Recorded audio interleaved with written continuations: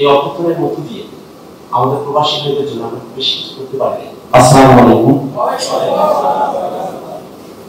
যুক্তরাষ্ট্রের মাটিতে বাংলাদেশি প্রবাসীদের এই নির্মাণ মেলায় আপনারা যারা উপস্থিত হয়েছেন তাদের সকলকে সালাম এবং শুভেচ্ছা।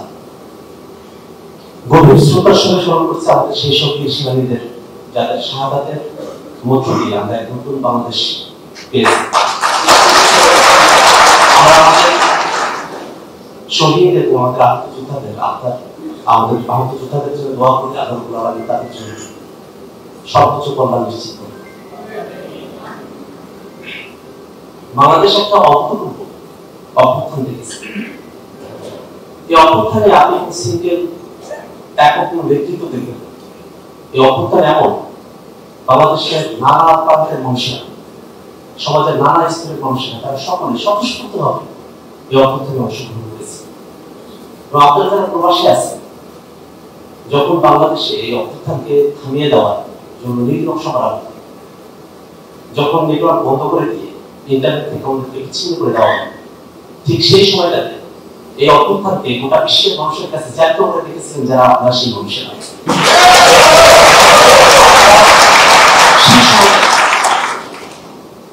আপনাদের জায়গা থেকে এই যুক্তরাষ্ট্রের মাটিতে আপনারা প্লাকার্ড নিয়ে দাঁড়িয়েছেন, আপনারা স্লোগান দিয়েছেন এবং সরকারকে হুমকি দিয়ে বলতে পেরেছিলেন যে আমরা রেমিটেন্স বন্ধ করে দিলাম, তোমরা এবার দেখো।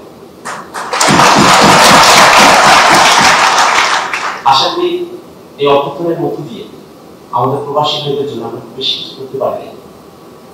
কিন্তু আমরা এনসিপির তরফ থেকে ওয়ালটন এখন দেশের সীমানা পেরিয়ে পৌঁছে গিয়েছে 50টিরও বেশি দেশে।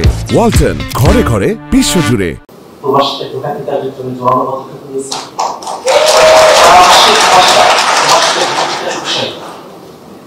সকলে আপনারা একমত হয়েছেন এবং আপনারা সকলের প্রত্যাশায় আছেন সামনের যে নির্বাচনে আপনারা অধিকার প্রয়োগ করতে পারবেন।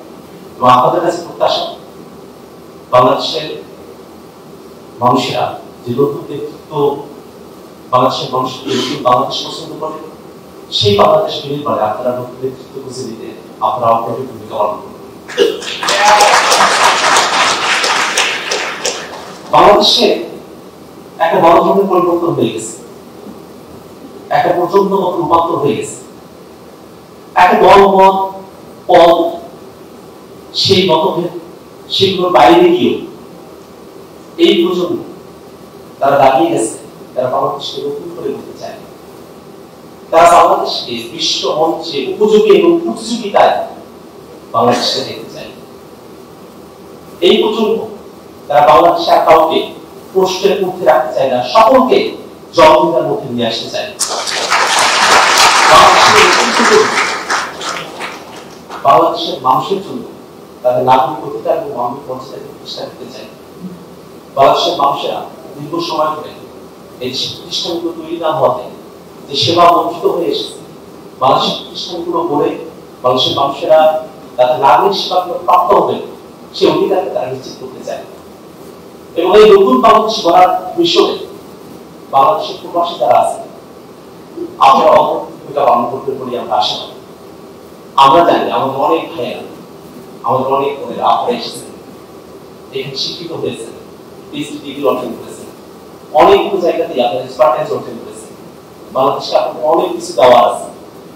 আমরা প্রত্যাশা করি আমাদের প্রবাসীরা এবং আমাদের বাংলাদেশের অন্তর্গত ভাইয়েরা বোনেরা আমরা সকলে মিলে নতুন যে বাংলাদেশ, সমৃদ্ধ বাংলাদেশ আমরা নির্মাণ করতে পারবো। আল্লাহ আমাদেরকে কবুল করুন। আসসালামু আলাইকুম।